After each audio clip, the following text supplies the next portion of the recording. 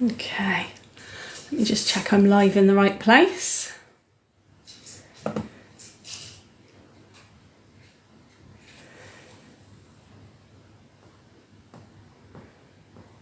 There we go. Let's turn the sound off on that one. That's fantastic. Okay. Brilliant. Okie dokie. If you are joining me, please say hi in the chat so I know who's here. And then we will hang on for more people to join us because I'm expecting quite a few tonight. So that's good, of people who are coming to make, and there might be a few people just dropping in to watch or maybe to make with their own stuff too. So that's great. So yeah, hi, good evening. Welcome to monthly card club for the month of November. Where we are doing something slightly different because we're doing a Stampin Christmas stack, making 20 Christmas cards and a gift box as well. So if you're joining me, then do hop on and say hi in the chat. That would be wonderful. And I'm just going to slurp my tea while we wait for people to come and join us. I am all alone tonight. It's very quiet here. The rest of the family have just gone to swimming club, including Evelyn. So no Evelyn tonight either. So I'm going to have to actually craft and talk at the same time. So that'll be challenging. We'll see how we get on. Hi, Sally. Hi. Oh, I'm glad I'm not talking to myself. That's lovely. I'm just looking at my very messy shelves behind as well and thinking that's a bit of a tip over there, isn't it? Goodness me. Do you ever get like this when you're getting, the closer you get to Christmas? Hi, Dee. The more messy your craft space gets and the less likely you are to tidy it up. I usually have a day in January where I have like a massive turnout and get rid of all the odds and sods of bits of leftover kind of Christmassy papers and embellishments and what have you. I pack it all away ready for the next time that I do a sale and have a really good tidy up so that when January comes I feel like I can craft with a clear head and a clean space. But this time of year it just kind of builds up and I get more and more bags and boxes of things kind of piled up around the place. It's a bit of a nightmare really. Anyway, we'll just give it a bit longer while people join us because I'm expecting a few more, so which is fine. And then I will show you the projects that we're going to make tonight. As I said, it's a 20 card class. That's what you've got in your kits, for those of you who've got a kit, and a gift box as well. And tonight we'll make 5 of the cards so that we'll cover all the different layouts, but we won't cover all the different combinations of pattern and things, although I will show you all the different combinations and tell you what goes with what. So you'll be able to make repeats in the days to come. This class is also really easily repeatable for all different types of cards. So if you wanted to do it perhaps with and make birthday cards or thank you cards, if you were doing a big stack of thank you cards or something like that, then that's really easy to do as well because you can use any paper, any design for this. Hi, Carolyn. So it's really good to do. And actually last week, when I did the live version, the in-person version, sorry, rather than live, I am live, the in-person version of this class, here at my house, my mum just loved the papers and couldn't wait to tear into them as soon as I gave her kit. So she actually brought birthday papers with her and turned the cards into birthday cards instead. So, so it's definitely possible.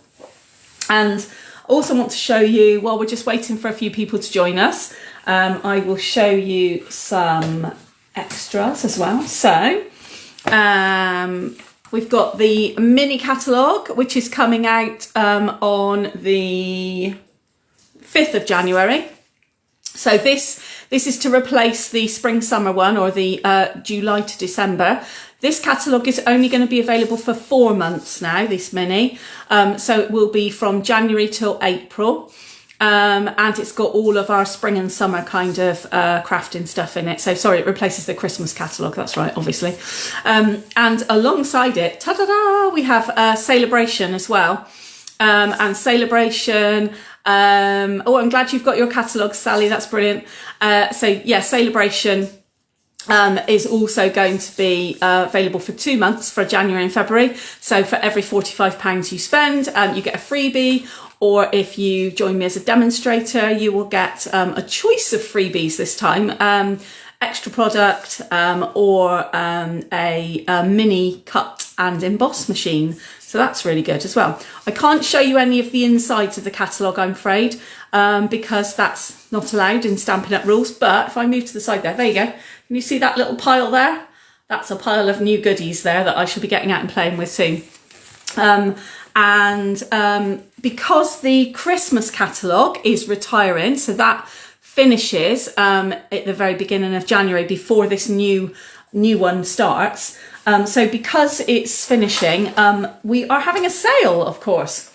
So we've got a massive sale that starts tonight at 11 p.m. in the UK, and it will run while stocks last until that new catalogue comes out in January. So if you've got favourite things, there are lots of our favourite things, including loads of the things that we've used already, both in the Christmas extravaganza and in kind of, well, really the last 4 or 5 months. Lots of those things are on 60% off discount. So massive, including the papers that we are using tonight, which I think I'm going to have to actually stay up to put an order in, so I get the papers, because these papers are reduced from, I think they're £11.75 in the catalogue at the moment for a pack of 12 by 12. They're going down to something like £4.60. So absolutely beautiful. So if you love the papers that you are going to be using tonight and you want more, you must order them either late tonight or first thing tomorrow morning, because I imagine they will sell like hotcakes. Anyway, loads and loads of the Christmas stamps, dies and embellishments and ribbon and everything is in the sale. So it's really worth checking it out and seeing what there is. And of course, if you use the December host code, which I will set up hopefully tonight if I remember, then you will get another free gift in the post from me as well, alongside a handmade card, just to say thanks, because it's really nice when people order from me and I really enjoy it. So thanks for that. If you are doing coffee club with me tomorrow night or tomorrow in the daytime, then we are making a little Christmas treat box tomorrow. So I thought I'd share that with you as well, because he's super cute. Look at this little guy. So we're making this little gnome Christmas treat box. There we are, that's better light.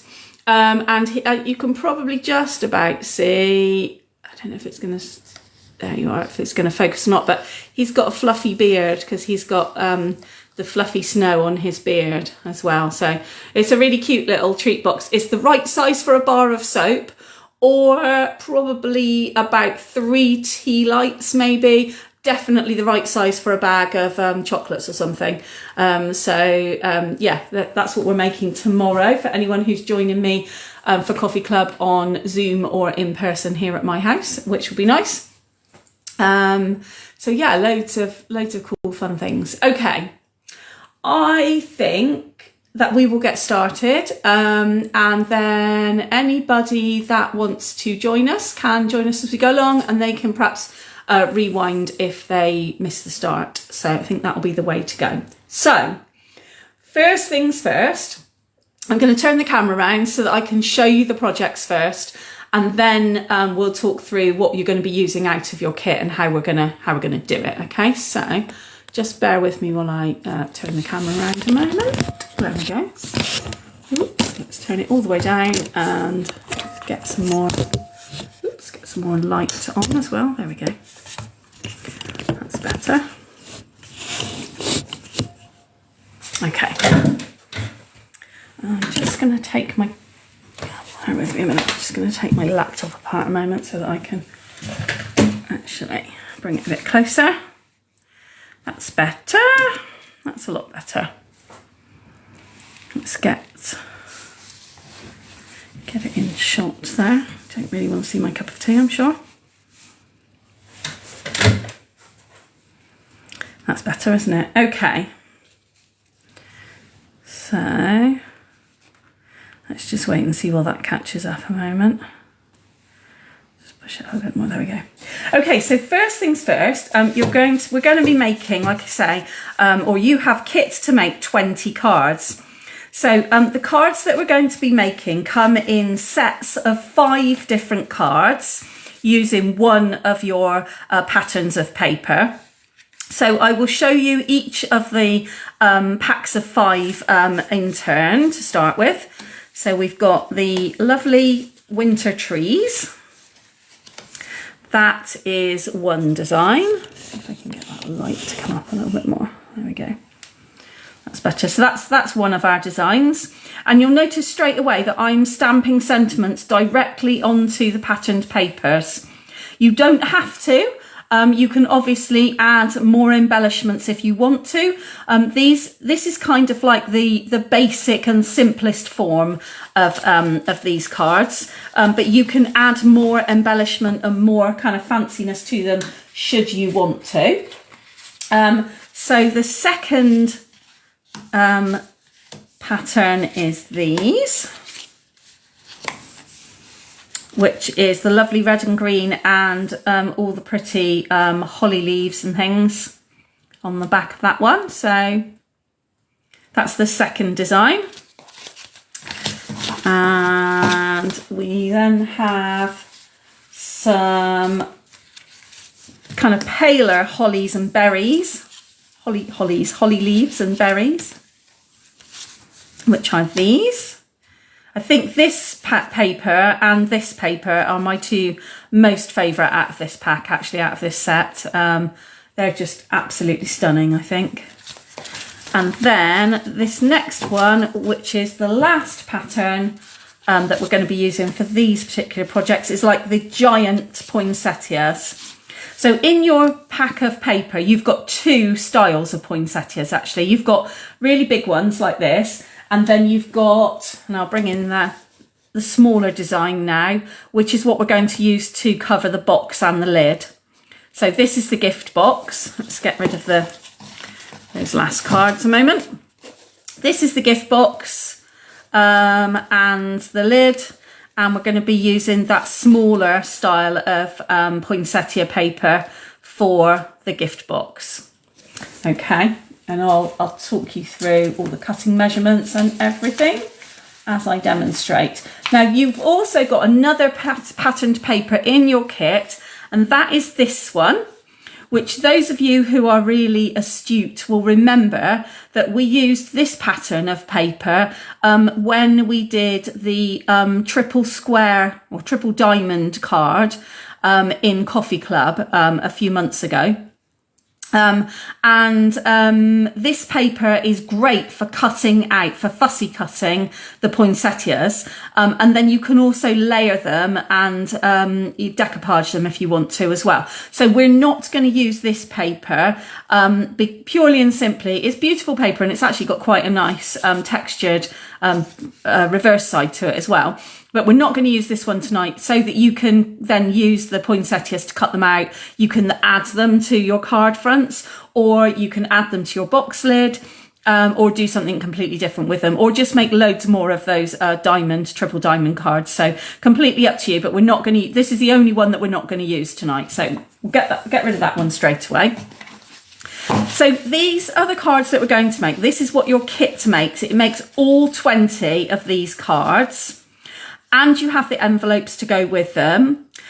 And you'll be really pleased to hear that we're only going to use half a sheet of the patterned paper for each of your set of 5 cards. So those 5 cards, all you need is half a sheet of the patterned paper, the designer series paper. So for each of the designs, you will have half a sheet at least left over to do something completely different with, should you want to. So that's brilliant as well, because you could really you've got all your kind of Christmas crafting all sewn up with this kit, to be honest. So I'm going to concentrate on these this pattern of paper, this style tonight. what we're going to do is I'm going to show you, and you can craft along with me, the cutting template and how we make all of these 5 cards. And then you're going to do exactly the same in your own time with the other patterns of paper to make up the 20 cards. Okay, so let's get those out of the way to begin with.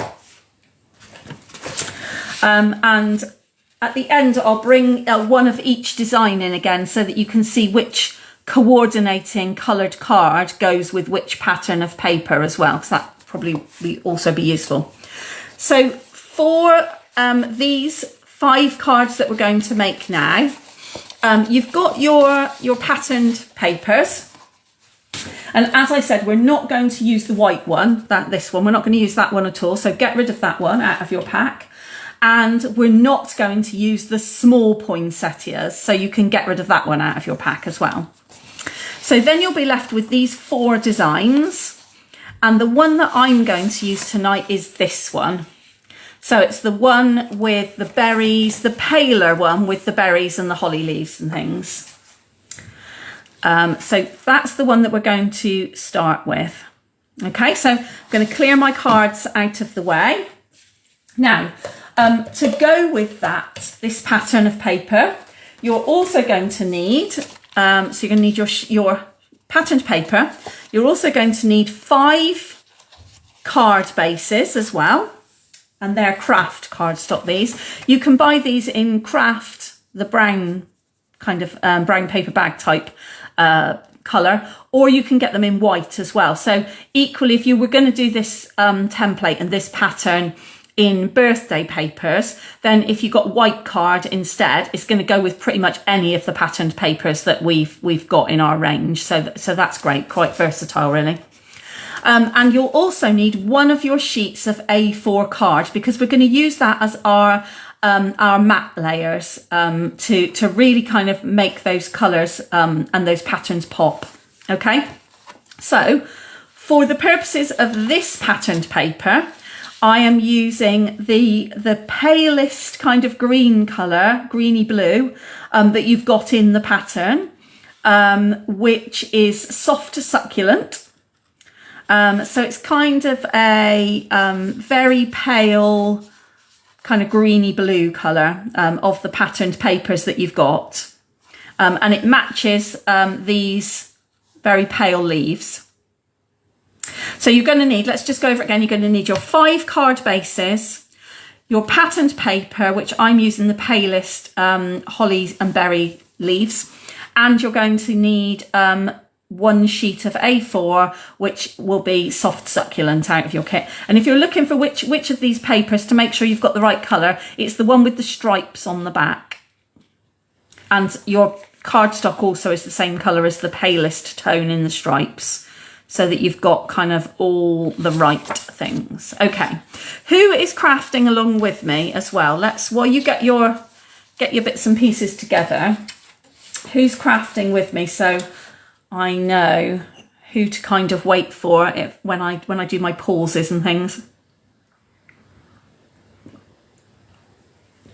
Let's have a quick slurp of tea a moment. Yep, got some thumbs up.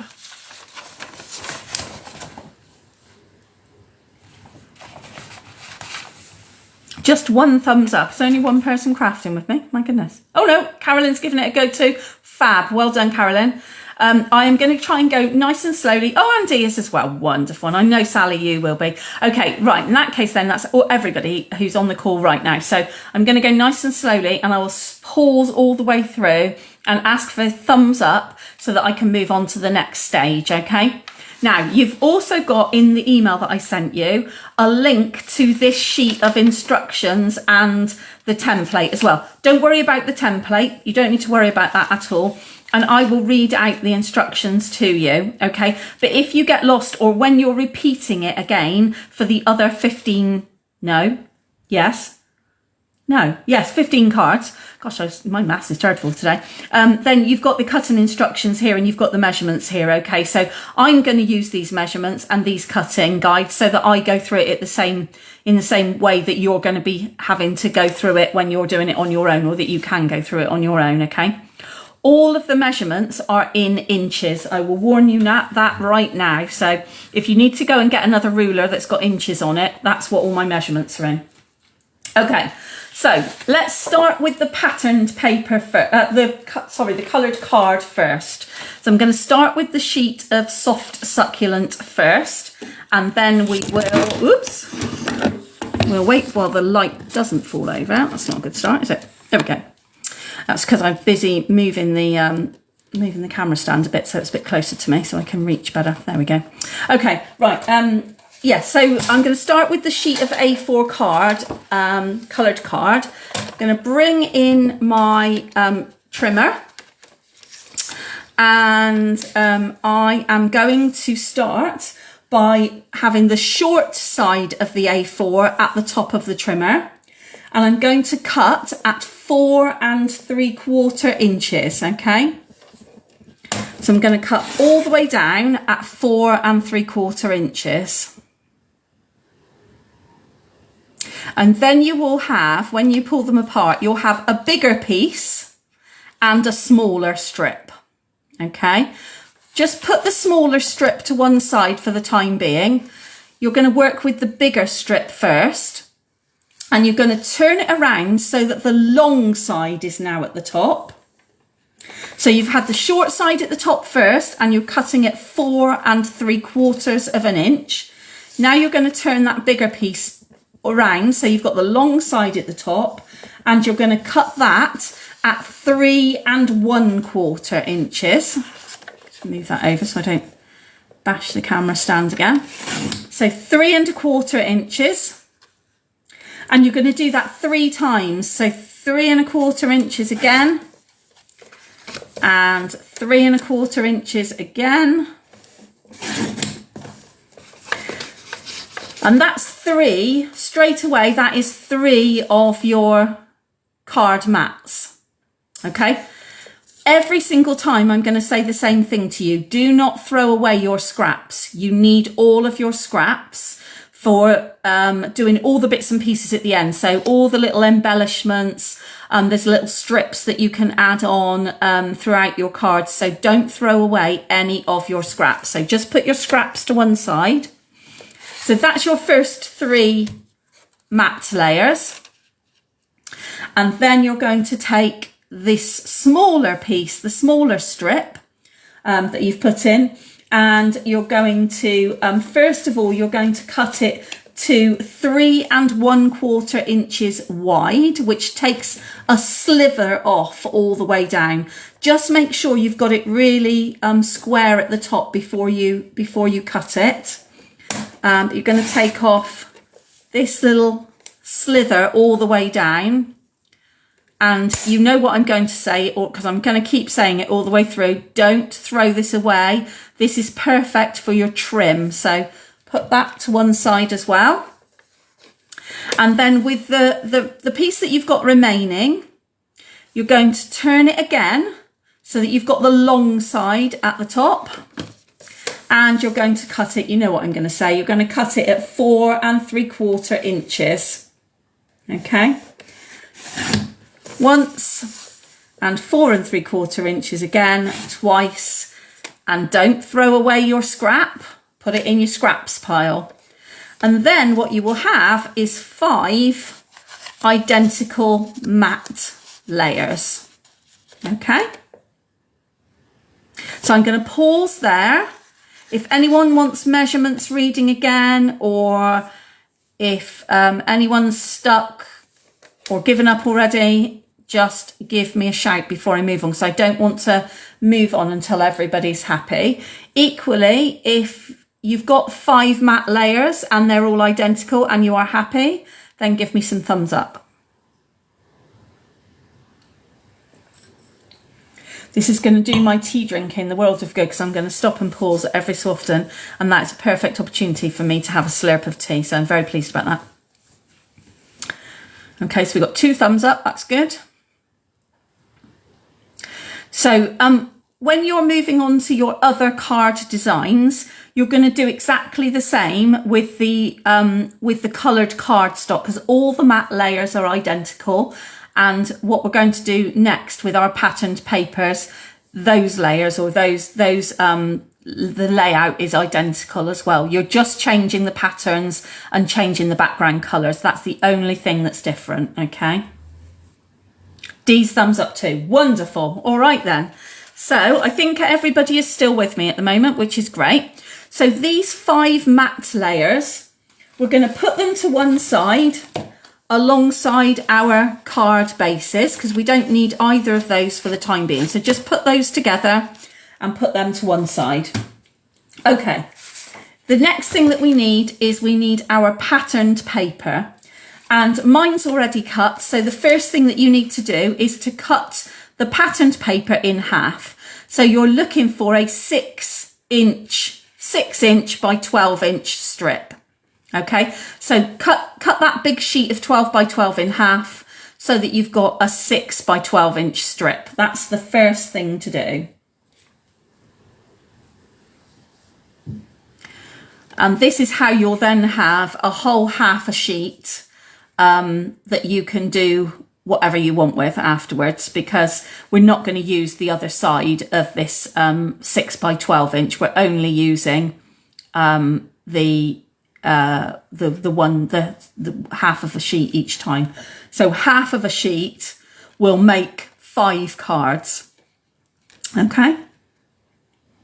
Okay, so again, with the short side, so the 6 inch side at the top of your trimmer, you're going to put that in. Hi Helen, glad you could join us. So we're putting the short side at the top of the trimmer, and you're going to cut all the way down at 3 inches. So you're cutting this sheet in half as well. So you've now got 2 3-inch strips. Okay.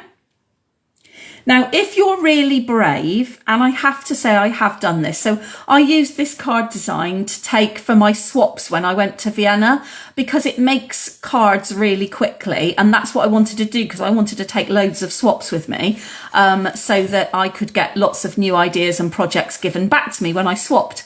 And incidentally, if you want to see my swaps, if you reel back after this through the videos on the Facebook page, then you'll see the video that Evelyn and I did last week before, of all the swaps that I got as well.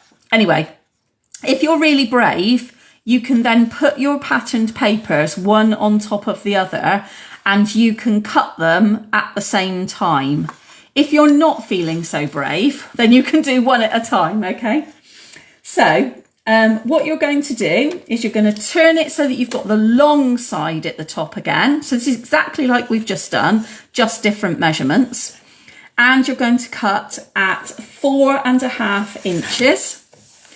And you're going to cut again at 4.5 inches. So you've got 2 pieces that are 4.5 inches, and you've got a 3-inch square remaining. Okay. And you're going to do exactly the same again with the with your next piece of patterned paper. So turn it around again. So you've got the long side, the 12-inch side at the top, and you're cutting at 4.5 inches and 4.5 inches. So that gives you 2 of those, and you've then got a 3-inch square left. Okay, this is where it starts to get really clever. So one of your 3 inches, your 3-inch pieces, that scrap, you can put that to one side. So you can do whatever you like with that, make another card, whatever, it's scrap, you can get rid of that. The second 3-inch piece that you've got, that is one of your card fronts straight away. Shall I show you the card? Let me see if I can find the card so you can see. There we go. So that's going to make that card. That 3-inch square is going to make that card. Okay. So let's put that one to one side. Then you've got pairs of 4.5 inch by 3-inch pieces. Keep your pairs together, and you're going to work on one pair at a time. Okay, so let's just put one pair down. let's just have some thumbs up actually, make sure everybody's still with me. So if you've got to the same point that I am at now, give me some thumbs up so that I don't go too fast ahead, because this next bit is the clever bit, but I want you to be able to kind of do it with me, or be able to watch me doing it. Okay. We'll just hang on for one more thumbs up, or at least one more thumbs up. If you're just joining in, it doesn't matter whether you've got the kit or not, please do say hello in the chat, that would be lovely. Okay, fab, wonderful. Right, so you've got a twin, a twin of pieces of paper. Okay, you're going to put them face up. That's fine, Helen. You just watch. That's not a problem.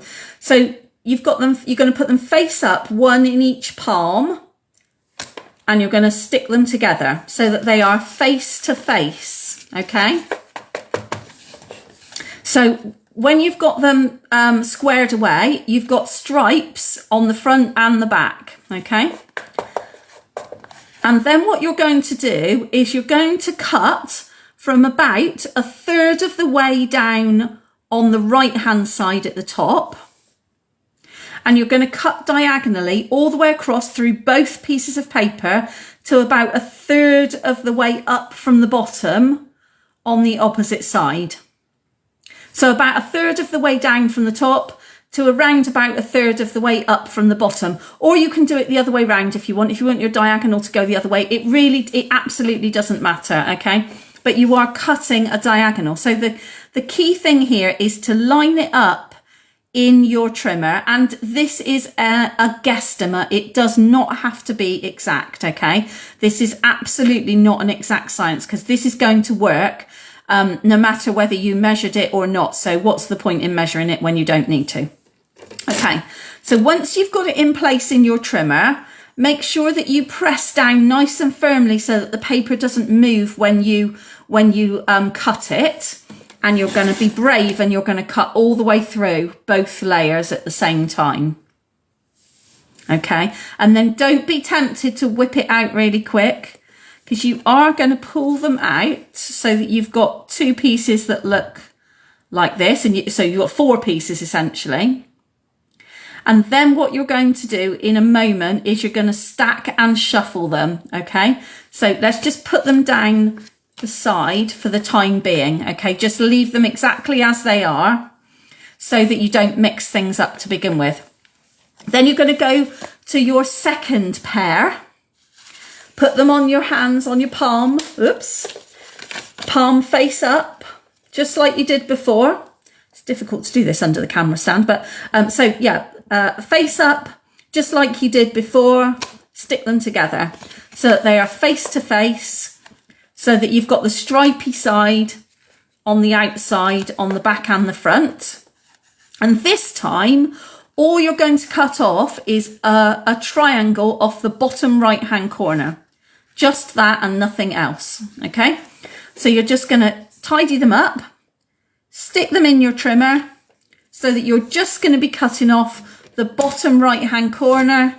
And same again, hold it still to make sure it doesn't move in the trimmer. And exactly the same again. So you've got the bottom corner cut off, okay? So put those down so that they are also nice and safe and secure. And then you can get rid of your trimmer. Yoo-hoo, I hear you say. Because that is the trimming bit all done for your first 5 cards. So the next thing that we're going to do is we're going to make our different layouts of cards using the stack and shuffle method, okay, which we've done before. So those of you who have good memories will remember how we did this before. This is where you kind of play cards with them, hence why it's called stack and shuffle, because you're going to swap them over and turn them round and things, okay? So let's have some thumbs up for, is everybody still with me? Has everybody cut all of their card fronts? Let's stop there first. Yep. Yep, fabulous. Brilliant, okay, this is good stuff. So at this point, I'm going to bring in the card bases, just because you can then put them straight onto the card bases and see how they're going to look. So just move those two up a little bit. And then what we'll do is we will, as we stack and shuffle them, we'll lay them onto the card, onto the relevant card base, okay? So we'll start with the easiest one. This one is the 3-inch square, and that goes slap bang in the middle of your first matte layer. So that one is dead easy, really, really easy, okay? The next one, you're going to deal them out, okay? So you're going to go one there and one there. And then you're going to grab the little triangles that you cut off the bottom, and you're going to shuffle them so that they're opposite and opposite, okay? Now, when you come to sticking these in place, the papers, the patterned papers, do not have a gap around them. You will have a little gap around the whole edge of the matte layer, but the patterned papers are meant to butt right up next to each other, because guess what? Those bits of scrap that you cut off, that's what you're going to use to stick down any kind of a divider or a bit of trim or whatever, okay? So that's what you're going to use it for. And this is also means that if your cutting wasn't exactly spot on, you can cover up all ills with all these little bits of spare trim that you've got. So it's all absolutely fine. Okay, so we've got 3 cards stacked and shuffled. The last 2 that we're going to stack and shuffle, you're going to put the top pieces out, and then shuffle those bottom pieces so that you match the opposites together. And hey presto, there you go. You've got 5 card fronts. Simple and easy, is it not? So you don't need to turn any pieces of paper over, and they will match up perfectly because you cut them together as a pair. So that's why it's important to trim them together rather than chopping off one bit. And, you know, the only other way to do it, and you still wouldn't get an exact match, would be if you measured each individual piece of paper. And that's just way too much faff when this is meant to be, you know, a quick technique for card making, really. Okay, so is everybody with me? And if you are, you can begin gluing. Woohoo, excitement. You can use tape, you can use seal, you can use wet glue, whichever is your glue of choice, you can use it. And just don't forget, when you're gluing the pieces of paper down, you're going to be gluing the patterned papers, butt them right up next to each other, but you're going to be leaving a small border around the outside of the matte layer, okay? So just be careful when you're gluing them down that you absolutely are putting the glue on the right side of the paper. Just double check before you lie it down that it is on the right side, the correct side, I should say, of the paper, because we did have a few little issues last week, and this is probably because we were all sitting around here eating treats that were European Christmas treats, shall we say, and drinking tea and catching up and doing all the lovely things that we all love to do when we craft with other people, which was really nice. We were being really sociable and having a lovely kind of catch-up time, but that also meant that we weren't paying attention, and some of us managed to glue the wrong side of the paper to the wrong side of the card. So there we go. Anyway, so that's all you need to do is just get gluing on all your different little layers. And if you get a piece that flips over like that, just make sure you put it back to the right side up before you get the glue out and start sticking it down. I'm using Tombow or multi-purpose liquid glue purely and simply because that does mean then I can kind of shift them around a bit. So if I'm not happy that I've got them exactly in the right place, then I can kind of do a bit of a wiggle and get it in the right place before I completely and utterly glue it down to the page. So that's my reasoning. It just means it takes a little bit longer, but and when Evelyn is here with us, she's usually rolling her eyes at this point because she thinks that using wet glue is like, it's like being at primary school as far as she's concerned. It's way too outdated and what on earth am I thinking, that kind of thing. But for me, it just, I just prefer it. We had a big discussion last Thursday when everybody was here doing it as well about what's your favourite glue and why. Excuse me, I've got a frog in my throat now. So yeah, but it's really interesting because everybody had completely different glues that were their favourites that they like to use. So Helen, as you're the one watching and not having to make it the same time and juggle everything, what's your favourite glue? Are you a dry glue person or a tape, or are you a wet glue person? What's your favourite when you're making things? Yep, stick that one right up. That's what I mean about the glue, it wiggles and moves, so best to keep it in the right place.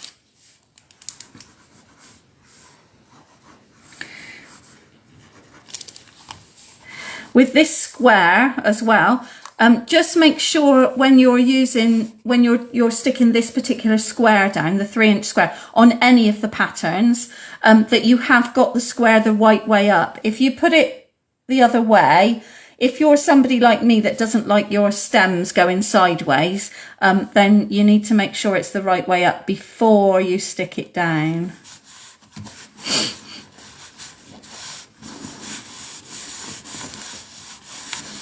Wet glue, Helen says, yeah, woman after my own heart, look. Wet glue so that you can do the wiggle, definitely. There we go. I do use a seal or snail or whatever, if I know I'm just sticking things down and they're kind of quite, you know, I know exactly where it's going to go. I'm not worried about it being in the wrong place when I stick it down. And if I want a really kind of quick fix as well. So often I'll use it on the back when I'm sticking a bit of ribbon in place and something like that. But for stuff that I want a really strong bond for, I do like Tombow. Plus it's really cheap as well and you get a lot for your money, which is also very good. I'm in favour of that as well. There we go. Okie dokie. So that is all of my card fronts done. So I'll just lay them out while you're finishing yours so that you can see. Like I say, there's not going to be any rushing tonight. We'll do it taking our time here as we are a select group. And it also means that all the people that are going to be watching on catch up, and there are going to be quite a few, I think, will be able to kind of do it at their pace and pause and rewind and things as well, which would be much easier if we've got a bit of a gap there. So, okay. Now, the next thing that you're going to do is obviously to stick these to the card fronts. But what I'm going to do first is I am going to stamp my sentiments on first. Because I find it easier when you don't have the fold in the card to stamp on, because then you don't get any bounce back from your card. I know I talk about it all the time about how important it is to make sure that your card front is flat and everything. So I am going to do my stamping of my sentiments next.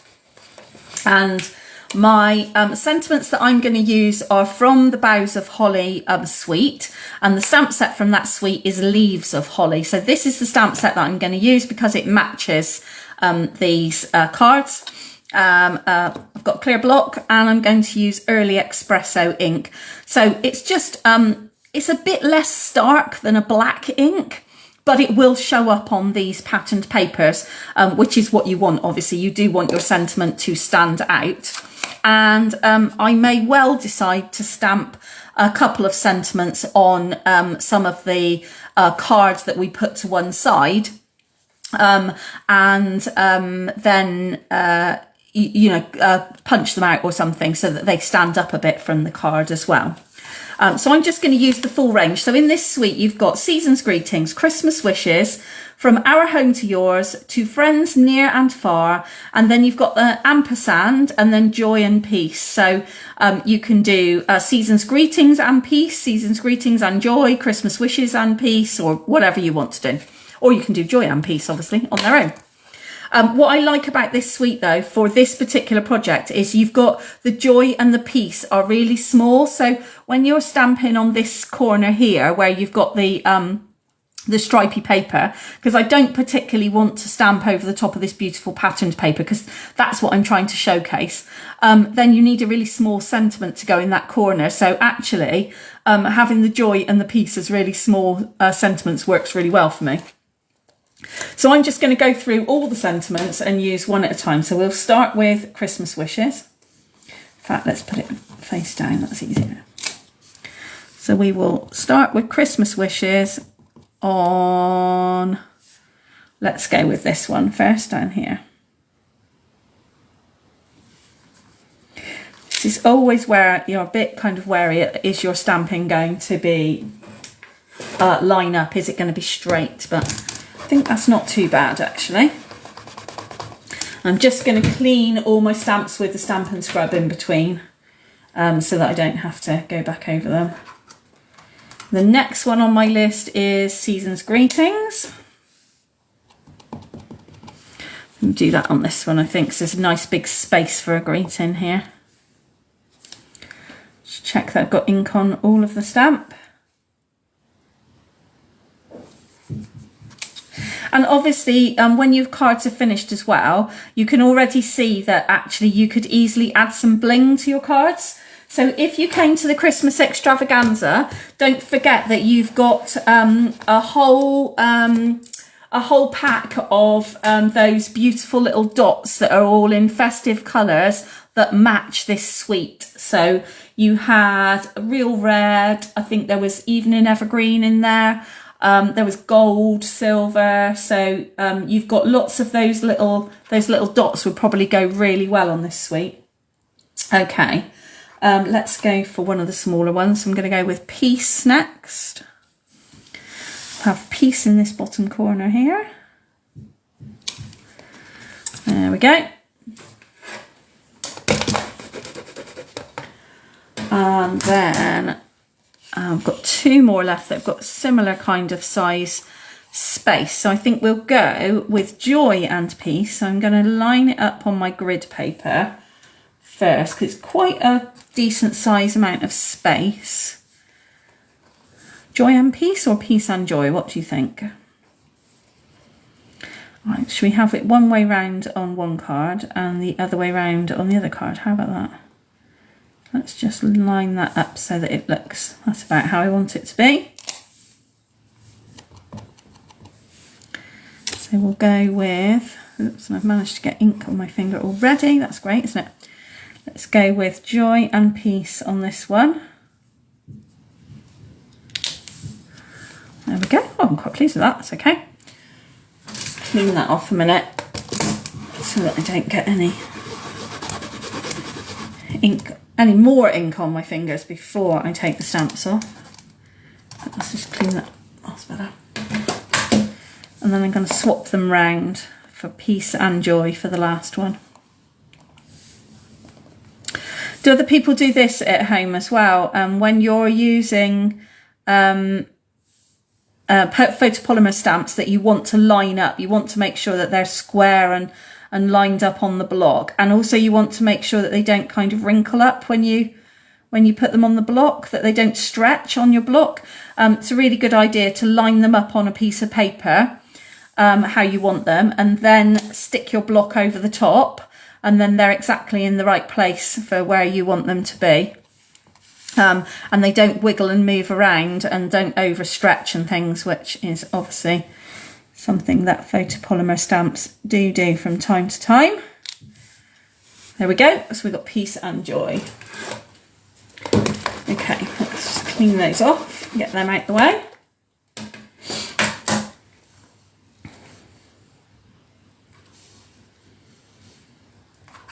There we go. All my stamps back in the box. So that's the stamp set that I'm using. I am pretty sure that that stamp set is definitely retiring.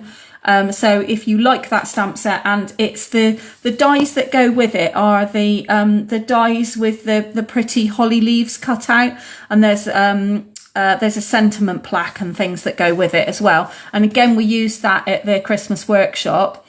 Those are both retiring, the stamps and the dies. Helen's saying it's her first time here. Well, you are very welcome, Helen. We're really glad that you can join us. While people are just finishing off those, I'll explain how it usually works if you like. I do a monthly card club like this online. And for people who sign up to my newsletter, they get all the details of when the workshops are. I do some in-person workshops. I live in the Cotswolds, and I do some workshops online like this. So at least twice a month, I do a workshop online. And if you sign up to join me in the workshop, then I send you a kit in the post. So that you can craft along with me. So if you want to sign up for my newsletter, then you'll get all the news and all the links to joining in with the workshops and things.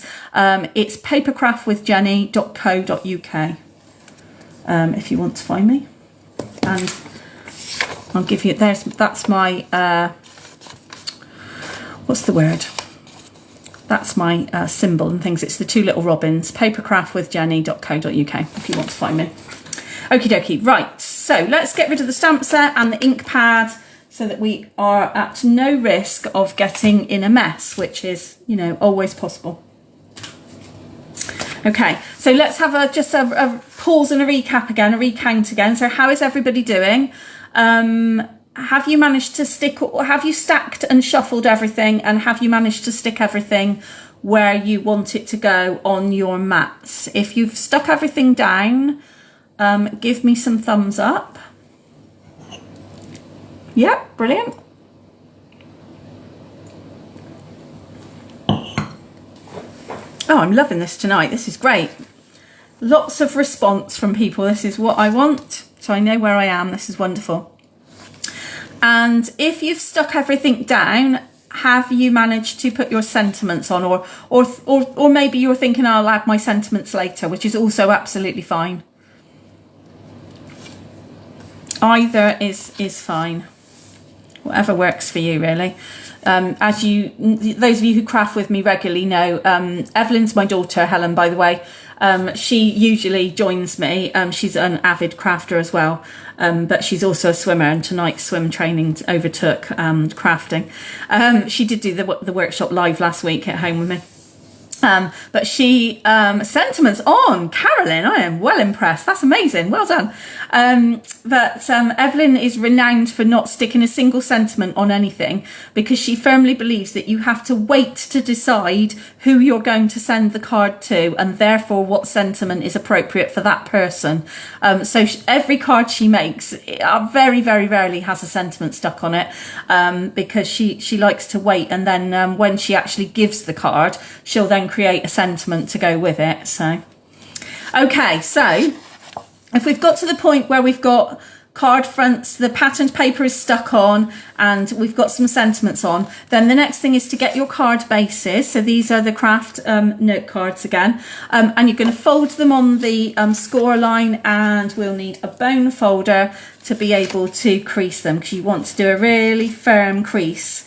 Craft cardstock is notoriously robust, so feel free to be not exactly heavy-handed, but equally robust in return, I would say, with your creasing. Don't be afraid to give it a really good oomph. Okay. If you're watching on the replay, don't forget you can pause and rewind at any point. So if I'm going too fast for you, then just pause and watch it again. And if you get really stuck with something, then just give me a shout.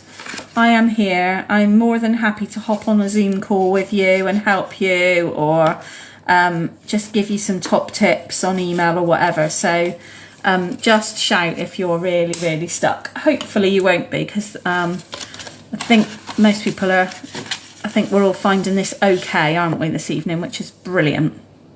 Okay, once you've got your little pile of cards, you're then obviously just going to stick one of your matte layers, one of your card fronts, onto the front of your card. So it could not be simpler.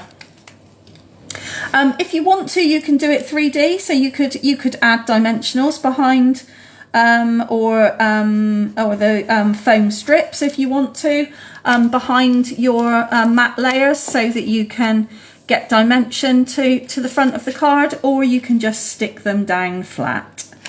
When you're doing a real kind of mountain of cards, sometimes simple is best, isn't it? Sometimes it's better to not worry about adding the extra kind of skill, if you like, in with the dimensions and things. And the only other thing that we haven't done is to add the strips. So if you want to put strips on at this point to cover the join, then you can. But equally, you can just leave it as it is. If you feel you've got a nice, neat join and you don't feel you want the added little trim bits on, then you can do that if you want to. I'm actually pretty happy with mine, to be honest, this time around.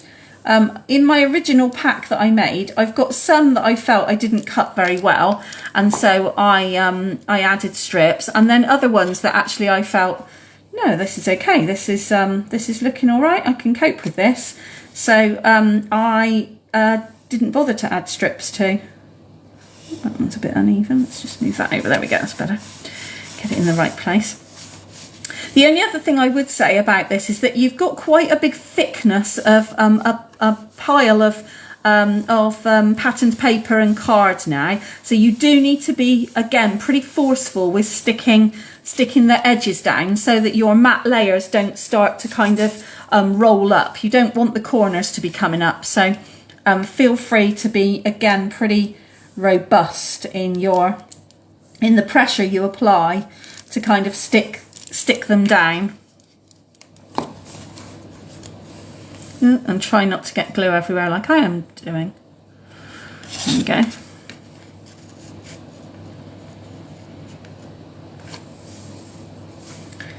There we go.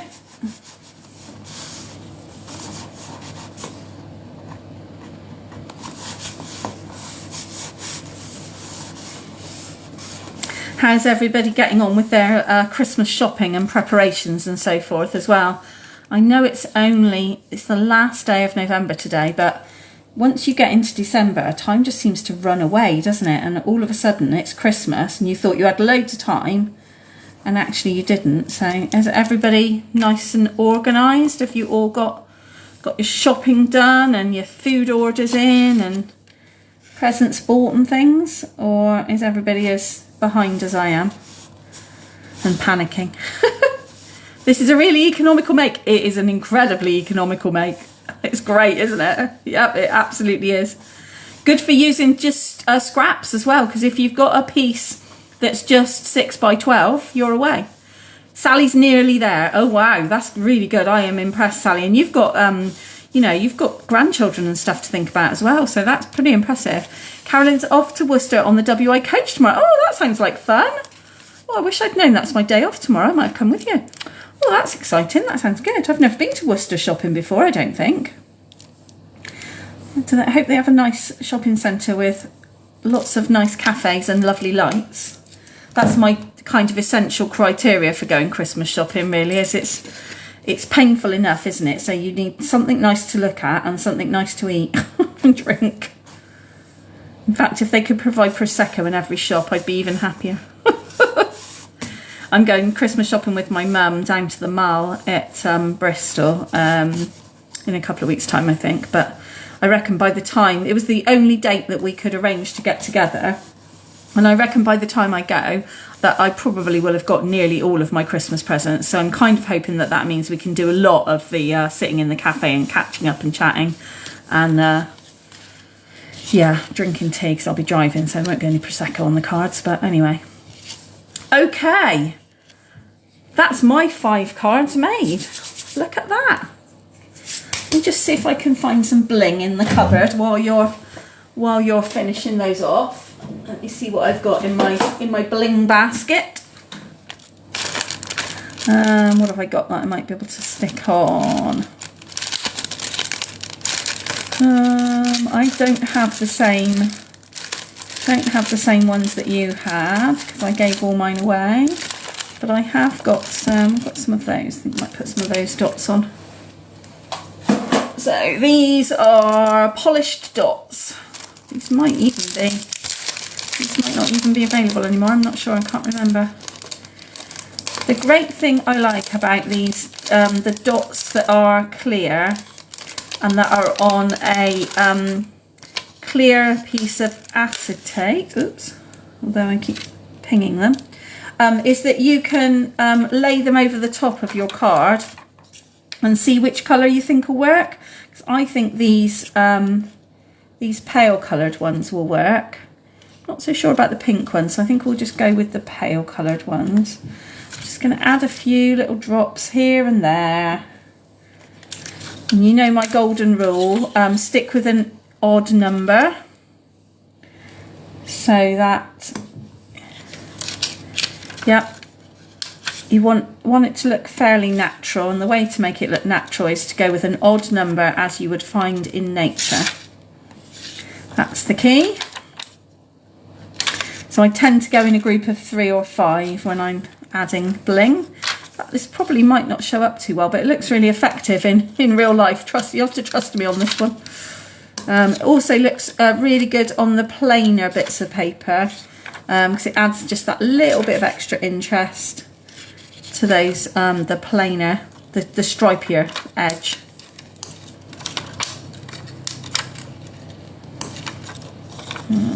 We've got 2 different sizes here, so we've got the little white dots on the paper. It's quite good to kind of enhance those a bit by adding a bit of bling.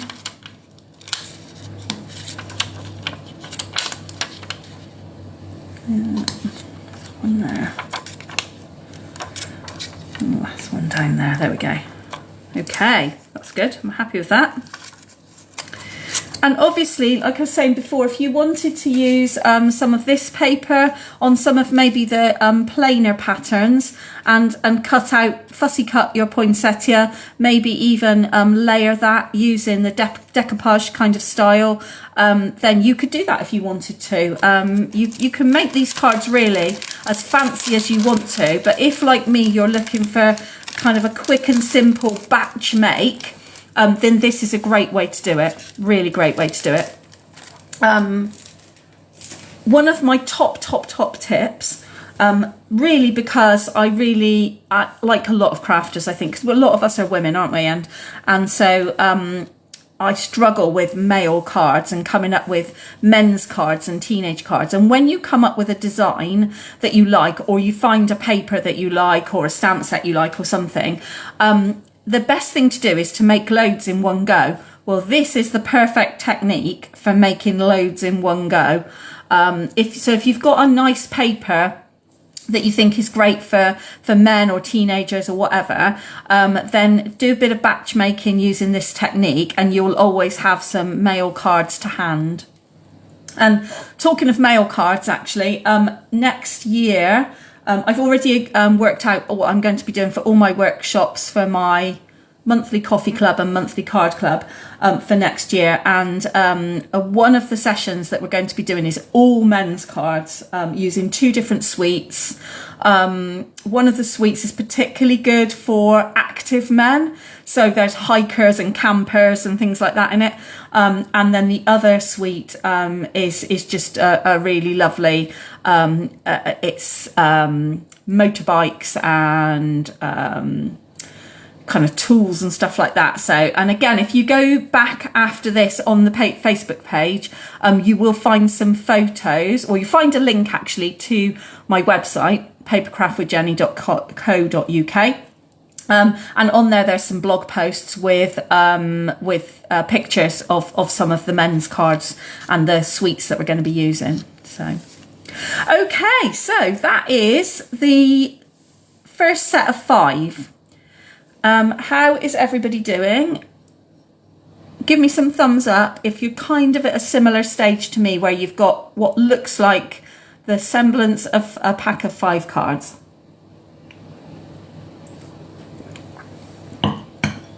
Brilliant. For those of you that do craft fairs as well, or are making for charities or anything like that, this is a really great make as well to make a pack of cards. So you've got 5 here with 5 different designs. If you did them in, as I said, in thank yous or birthdays, or if you did them you know, for selling for Christmas craft fairs or something like that, then you could put the envelopes with them and then sell them as a pack of 5, or do 2 different patterns of paper and sell them as a pack of 10 if you wanted to. So that's quite a good economical and quick way to make sets of cards as well. So that's brilliant. Okay, right. The other thing that you can do with some of your remaining patterned paper is, of course, you can decorate the envelopes if you want to. I did a mini make a little while ago for decorating envelopes. Probably did one over a Christmas, actually, I think. So again, if you want to kind of have a search for that, if you're not sure how to decorate envelopes, then I gave loads of different tips and ideas on how to use patterned papers to decorate envelopes as well. So that might be something to look up with your remaining paper if you're not sure what to do with it. Okay, so that is our set of 5 cards. So let's just bring in the other 3 patterns, and then I'll put a card on as well so that you can see which there we go. No, what did I do with my cards? Which pattern of matte layering goes with which card? Oh, there we go. Okay, so with the large poinsettias, that's the card. So you're going to be using Old Olive, which is the lovely bright vibrant green. That's your matte layer. Okay, then with this beautiful patterned kind of foliage, you're going to be using the real red layer for your matte layer. And then with your trees, you're going to be using garden green, I think it is your matte layer. So the darker green colour, the kind of less vibrant in comparison, I guess, but the darker green colour. Okay, obviously you can mix them up. If you don't like the matte layers that I've chosen, you could mix them up if you wanted to, but that's how it's been designed to go with the colours that you've got in your kit. So if you want to use just what you've got in your kit, then that's the colours that go together. Okay, so just leave those up a moment. And then, as I said before, that's the only bit that we're going to do of the cards for tonight. So you then would need to repeat your cutting for each of the different patterns of paper, and you're going to make 5 cards exactly like we've just done in each of those 3 patterns of paper, and that will give you your 20 cards. Okay? Okay, so let's get these out of the way. And let's move on to the box, shall we? As usual, I've got loads of stuff all around my craft table, and it's just all getting out of control as always. There's a pile of stuff here, there and everywhere as always. So, okay, so this is the box. So I should say that, in fact, let me just find the catalogue with the details in it, and then I can tell you. Where are we?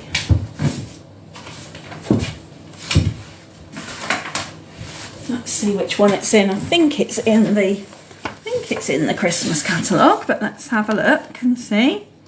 So the suite that we've been using is in this one, the mini catalogue July to December. That's the other thing, Helen, as well. If you want to get some free catalogues sent to you, then get on my mailing list and I will be sending everybody a free catalogue as well. So the Boughs of Holly Suite are on pages 24 and 25 in the mini catalogue. What am I looking for now? Let me see, cards and envelopes. No. So the cards and envelopes that we're using, and the box comes with it as well. That's in the annual catalogue. So the big catalogue. And let's just have a quick look. I know they're in here at the back somewhere. There it is. In this. There they are. So they are on page 137 and it's £9.50 for 20 cards, 20 envelopes and the box as well. Okay, so the flat pack box that you've got, that comes within in the pack with your cards and envelopes. Okay, so it's pretty bargainous actually. Okay, so the box that we're going to make, I'm going to untie this one so I can show you. So you've got half a reel of ruffled real red ribbon. So again, you're not going to need to use half of what you've got for the box. So you can use that for extra cards and things as well. The box is a really decent size. It will fit, I reckon that this box will easily fit at least 12 tea lights in it, at least. I think quite likely you certainly will get some of your cards and envelopes in because they do fit perfectly inside, but you won't get all 20 in here, so not with the envelopes as well. So you'd probably get maybe 8, something like that, with the envelopes in there without actually squashing the cards, which obviously you wouldn't want to do. But certainly a decent amount if you were going to give this maybe a pack of cards as a present, for example. But yeah, so that's good. So you've got 2 components in your kit. So let me get the ribbon out the way a moment. And you've got 2 pieces in your kit. You've got a bigger bit, this bit here, which is pretty enormous, which is going to form your box base. Okay, so that's one bit, is your box base. So that's the bigger piece. And then you've got a smaller piece, which is going to form your box lid. Okay? Okie dokie. We're going to start with the lid because it fits under the camera easiest, and you make the base in exactly the same way. Okay, so just put the base out of the way to begin with, and we're going to go with the lid first of all, which is your smaller piece. So as with pretty much any 3D object that you make, the first thing you're going to do is just to look at all of those crease lines and give them a jolly good press down with bone folder. So that's the first thing to do. Fold over everything that's got a crease line and give it a good rub over with the bone folder first, okay? Now some of these you're going to actually fold back on themselves, but it doesn't matter which direction you're folding in at the moment. The important thing is to kind of start to break those fibres down so that the box does fold neatly and squarely first. So that's what we're doing first, is just rubbing over each of the different score lines, okay?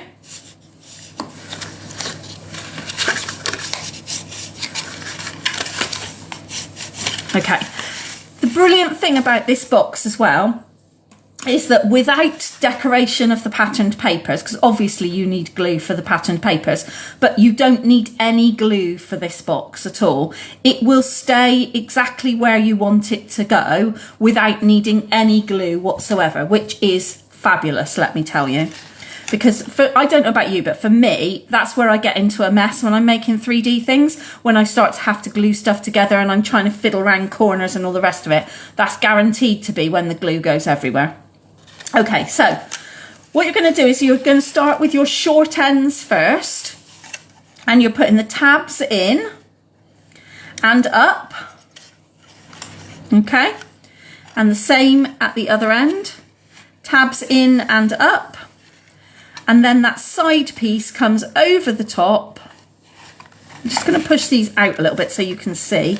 So your side piece comes over the top of these tabs and then folds down back on itself, okay? So folds down, back down on itself. So let me just do that again.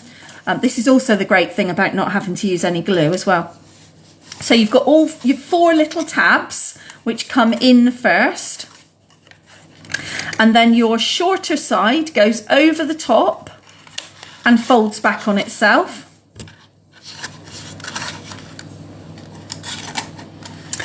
And your sides go over the top and fold back on themselves.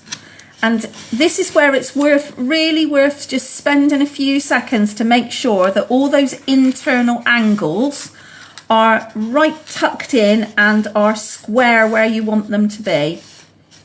Because if you get them in the right place, you'll find that they just sit, the mitered corners sit together without you having to do a thing, which is brilliant.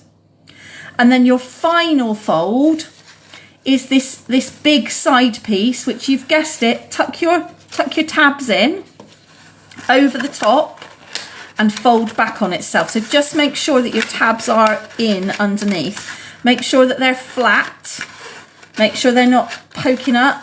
Let's get them right in. And if you've curled the edge like I have, then just undo it and go back again. There we go. So that they fold in nice and square. So if you pull it back on itself, you'll see that you've got 2 little tabs at the top corner. And if you push those down, there's some slits underneath that they fit into. And then once you've got that all kind of squared away and everything, all your little flaps inside are all tucked away neatly, then you can kind of just tweak it a little bit to make it as square as you want it to be, okay? Make sure you've pushed all your corner tabs in. So if you've got a corner that's kind of coming astray a little bit, just poke those corner tabs in. You don't need to glue it. You can if you want to, obviously, if you're confident you've got it in the right place, but you don't need to, but just give them a little push in to make sure that those tabs stay where you want them to. And then that is your lid completed. All you're going to do then is decorate the lid. So that's great. So let's do the same with the base. So that's the lid done. Let's get that out of the way. And we're going to do exactly the same with the base. It's just on a bigger scale. So let's just have a quick slurp of my tea a moment. Yeah, so we're doing exactly the same. So the first thing is to firm up all those creases. So all those score lines, give them a really good fold. Make sure that they are creased really well. That's the first thing. All the way along. So you've got side tabs to do as well. And oops, forget these little ones down here. And all the way along the full kind of length of the box.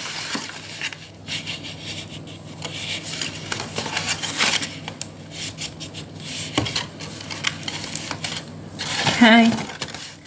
Just keep turning it round, keep creasing the tabs. Okay, let's do that one that way first, I think. So you've got some really strong creases in there. Okay. And then you're going to do exactly the same again. So I've put the kind of longish side, the biggest flap, out to the right hand side. The smallest tabs go in first, so make sure those small tabs are up and in first. Then you've got the shorter of the 2 sides over the top of the tabs and tuck it in. So you're kind of tucking it back on itself. Okay. Then you've got your sides. So your sides go in again. Make sure that those creases are really strong, that you're really tucking them against the edge of the box so that it's really square in there. So that those mitered corners just lie completely flat in the bottom of your box. And then your final piece is to bring that really big base over the top, and you're going to fold back on itself, making sure that the tabs in the corners are lovely and flat. And where you can see the two bits sticking up, two extra tabs sticking up, push them down and they will slot into the pre-cut slots on the opposite side of the base. And then you just square those corners, give everything a little tweak to make sure that it's all nice and square. Push your side tabs in again to make sure that it's all really robust and exactly as square as you want it to be. And that is your box base made. Okay, I'm going to pause for a moment because then we're going to do some more pattern paper cutting. So I'll just pause to make sure that everybody's still with me.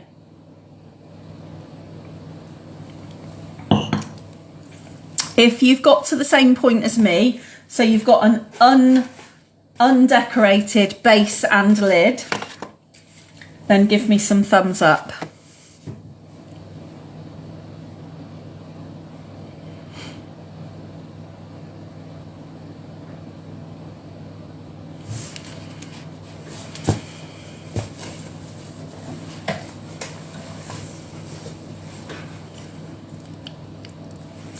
Fantastic. Yeah, Dee's there too. Wonderful. We are doing, we're going great guns tonight. We really are. This is brilliant. Yeah, wonderful. Okay, right then. We're going to put the box and the lid to one side, and we're going to cut the patterned papers to the size that we need them. So you need your sheet of poinsettia paper that's got the smaller poinsettias on. And I'm actually going to put the cutting guide, let me just going to try and put the cutting guide without getting rid of the lamp or anything. I'm going to put the cutting guide in the top corner there so that hopefully you'll be able to see that whilst I talk through it as well, so that if you get kind of stuck with the sizes, then you'll be able to see as we're going along. I'm going to stick my scissors on there so that it doesn't flap up. There we go.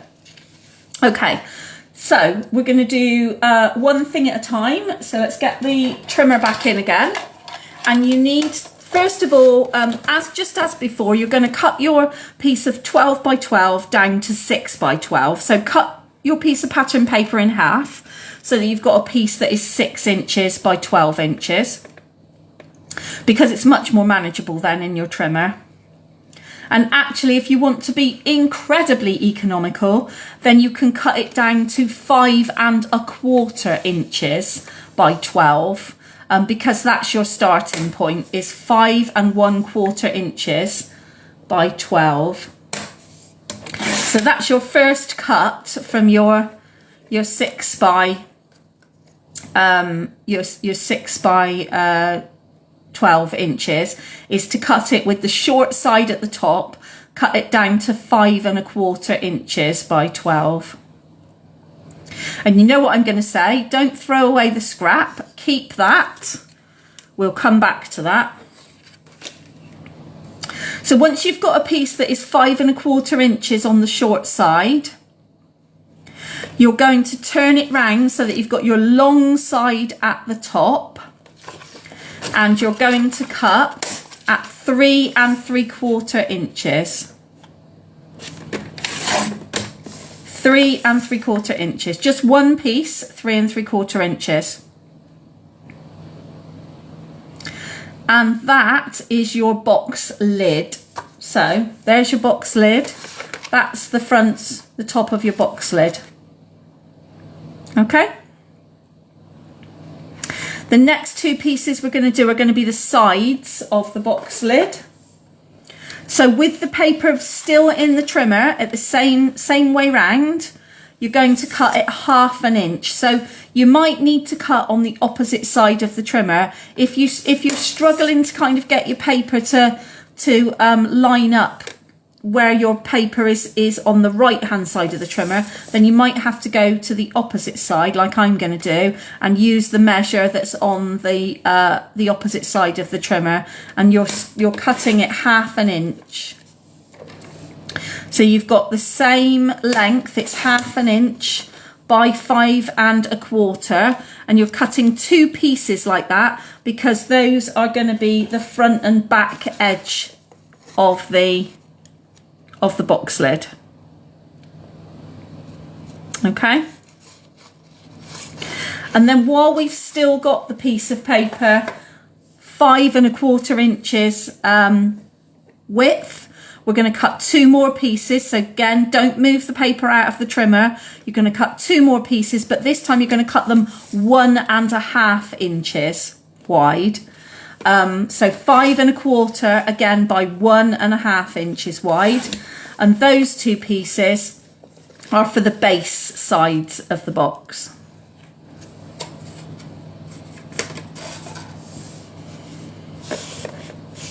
And then you should have a smaller piece left over.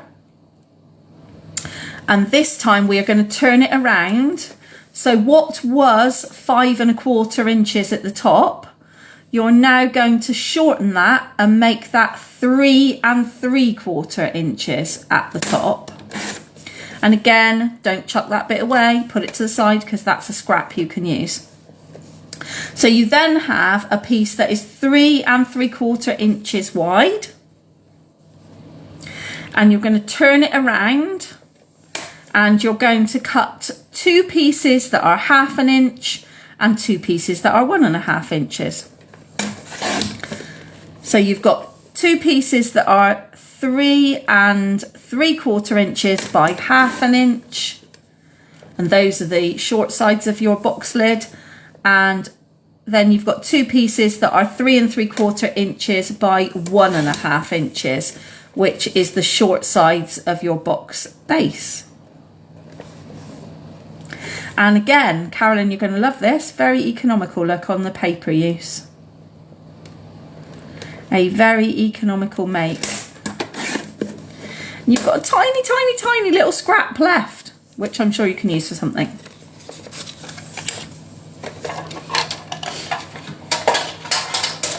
Okay, so all that remains to do now is to match the pieces up. So you've got two long sides, sorry, but are 1/2 inch wide for your box lid. Two short sides that are 3 3/4 inches long, but 1/2 inch wide for your box lid short sides. And exactly as you would expect, the next thing is just to glue everything in place. So I'm going to start with the box lid, the top of the box. Plenty of glue on the patterned paper. And stick it slap bang in the middle of your box lid. You've got a bit of a border around the outside. Top tip, if you then turn your box lid over, get your bone folder again and just give it a really good press down from the inside. Then you'll kind of make sure that your patterned paper sticks to the box lid. It's just a bit harder to do that from the outside because you'll be afraid that you're going to kind of dent the box lid. And then just keep going around and sticking those side pieces in place till you've got all your patterned layers, or all your patterned paper on the sides. So, yep. Look, I'm getting in a mess now. There we go. It's better. It's not so difficult. Once you've got the side pieces in the right place, then you can give it a good squeeze to stick it in the right place. just lining it up because it's such a thin strip of paper to begin with is the bit that you need to just be careful of. And where you might well choose not to use wet glue, you might well choose to use something less sticky, like Seal Plus, for example. But just keep going round, sticking your bits of patterned paper on until all your sides and the lid are covered.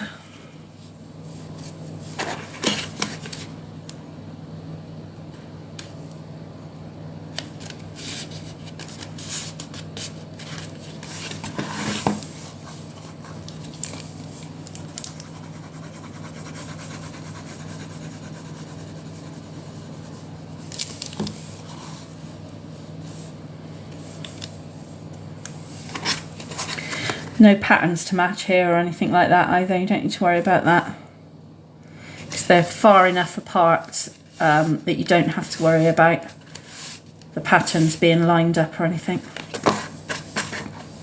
There we go, so that's the box lid done, and then you're going to do exactly the same with base, only because the lid goes over the top, you're just going to stick the sides. There's no patterned paper to go inside the base, although you could cut a piece that's exactly the same size as the lid and put it in the base if you wanted to have a fancy base inside. Completely up to you, but you don't have to.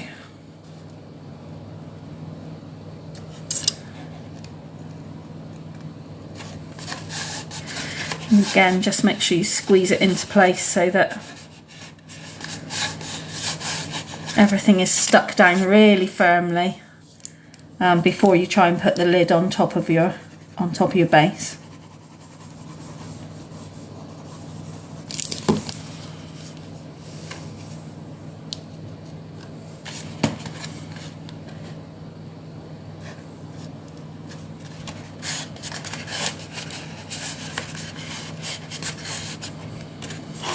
And just keep working your way around, adding all your patterned layers until your box is completely covered.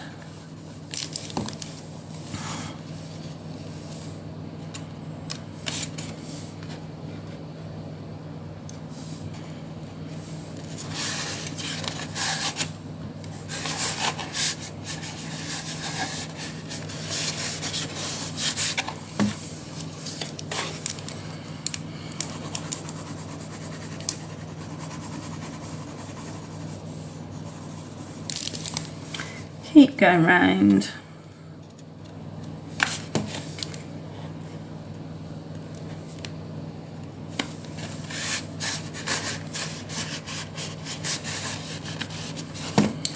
And then you've got all your base and your lid covered in your patterned paper, and then you can put your lid over the top and it will sit together lovely.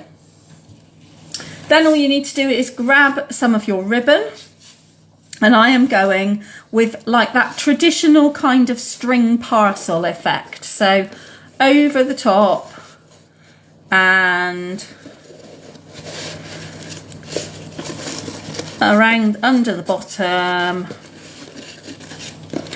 and then back to the top again, like you're tying a parcel with string in the traditional way. And just a quick bow on the top. I love the fact that with this crinkle ribbon as well, it doesn't matter which side or how you tie your bow. It doesn't matter if you can tie a flat bow or not, because you don't need to, because obviously the crinkle effect is throughout, so that's brilliant.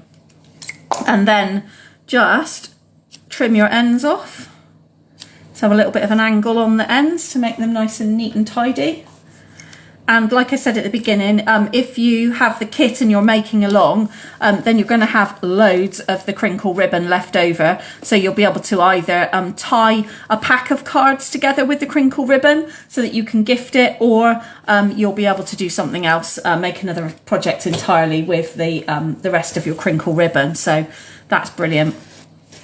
And that is it. So let's bring in the 5 cards that I made as well out of the pack of 20. I'm just going to get rid of that cutting guide a minute. Let's get that out of the way. Okay, so there we go. Got the 5 cards that we made out of the pack of 20 and the gift box all completed. Sally, Kelly's asking you, is the new catalogue and celebration good? Have you had a chance to sit down with a coffee yet and have a little flick through and see what you think? Oh, there's some thumbs up coming. I reckon that means yes, Kelly.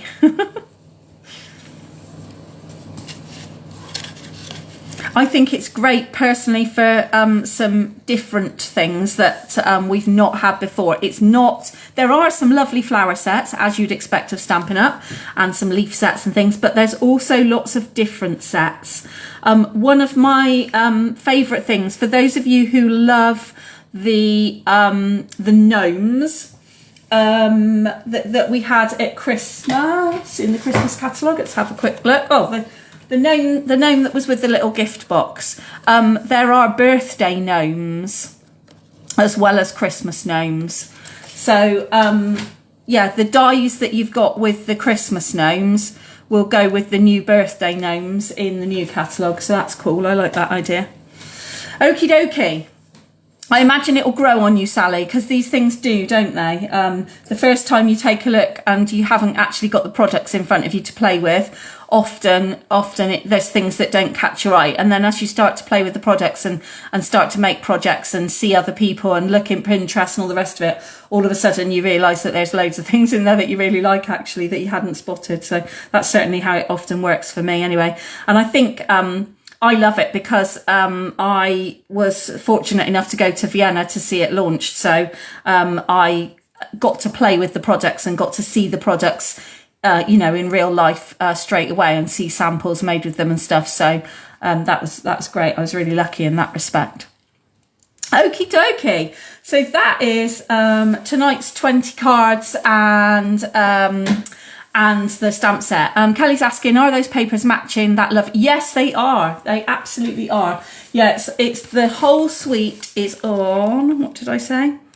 Page 24 and 25 in the mini catalogue. If you don't have a paper copy of the catalogue, if you go to my website, papercraftwithjenny.co.uk, there's a catalogue link on there and you can look at the catalogue online, so you don't have to have the actual physical paper copy. But yes, the suite comprises of the stamp set, the dies, those beautiful papers, which, like I say, are going in the sale at 11 o'clock tonight. So if you like the papers, I would get in quick, because it is very likely that the papers are going to sell out really fast, because they're being sold in the sale for something like £4.60 a pack, which originally they're £11.25 a pack. So really worth getting them quick.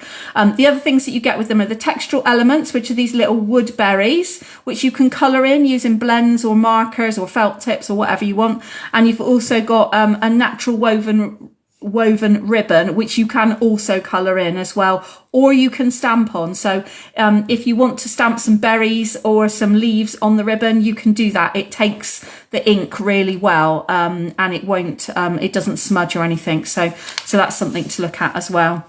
So yeah, so that's where that set is. Right, I'm just going to turn the camera back around a moment.